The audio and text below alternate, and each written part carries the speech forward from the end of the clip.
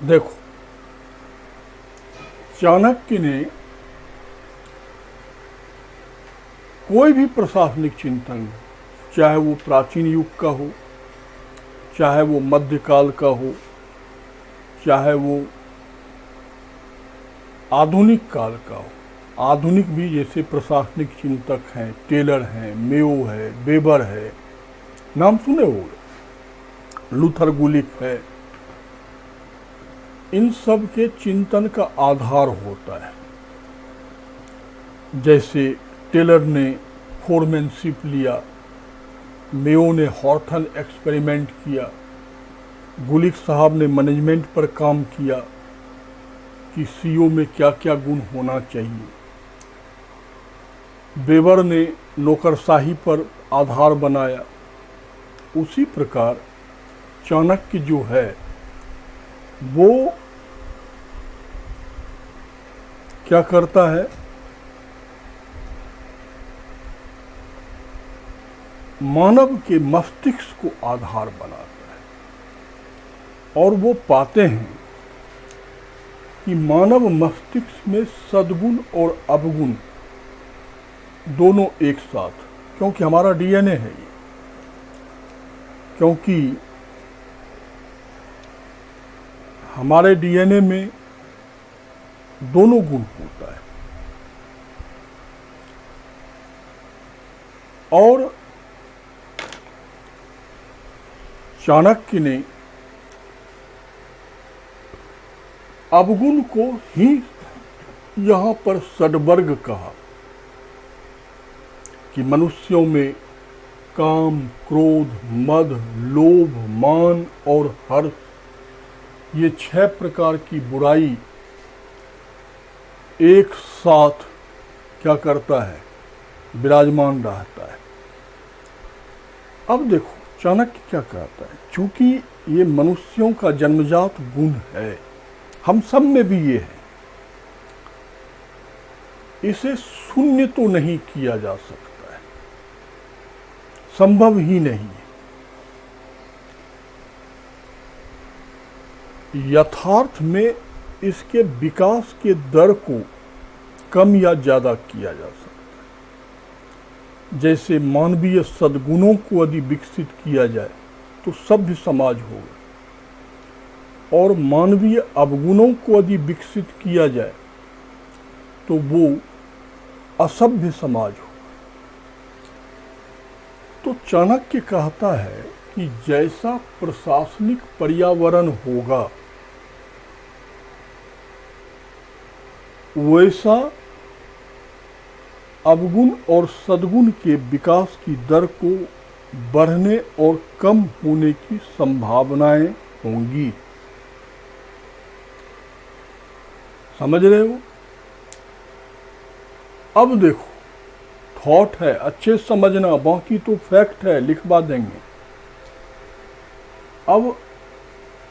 अब यहां पर आप समझो कि वो प्रशासनिक कारक आर्थिक कारक है, सांस्कृतिक और धार्मिक, राजनीतिक, सामाजिक, ये वो कारक हैं कि जैसा समाज होगा, जैसा प्रशासन होगा, जैसा अर्थव्यवस्था होगा, वैसा ही क्या होगा, समाज बनेगा। यदि समाज में अवगुणों का क्या हो जाए, विस्तार हो जाए, तो वहाँ पर मत्स्य न्याय की स्थापना हो, मतलब बड़ी मछली छोटी मछली को खा जाएगा, या जिसकी लाठी उसकी भैंस हो जाएगी। तो ऐसे समाज पर केंद्रीकृत, एकीकृत शासन स्थापित करना संभव नहीं। इसलिए ऐसा प्रशासनिक पर्यावरण बनाया जाए जिससे ये मानवीय अवगुण कम हो जाए। तो ये मानवीय अवगुण कैसे कम हो, तो इसके लिए तो भाई हमें दंड का प्रावधान रखना हो। आज भी समझो यदि न्यायपालिका ना हो, पुलिस ना हो, दंड का प्रावधान ना हो, मृत्यु दंड का प्रावधान है, तब भी इतने अपराध होते हैं, रोज होते हैं, गिन नहीं पाते। और यदि मान लो ये दंड का प्रावधान हटा दिया जाए, तब तो समाज सही में जिसकी लाठी उसकी भैंस वही हो जाएगी। तो चाणक्य ने कहा इसके लिए दंड का प्रावधान होना चाहिए और इसके लिए एक दंडाधिकारी होना चाहिए।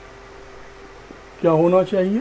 दंडाधिकारी। ध्यान देना, यहीं से चाणक्य के राजा का उत्पत्ति होगा।